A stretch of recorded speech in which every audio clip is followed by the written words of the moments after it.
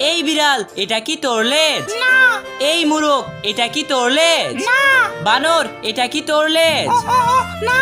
এই বাঘ, এটা কি তোর লেজ? আরে হ্যাঁ, এটা তো আমারই লেজ। আমি লেজটা অনেকক্ষণ যাবত খুঁজছি। এই বিড়াল, এটা কি তোর লেজ? না। এই মুরগি, এটা কি তোর লেজ? না। বানর, এটা কি তোর লেজ? আরে হ্যাঁ, এটা তো আমারই লেজ।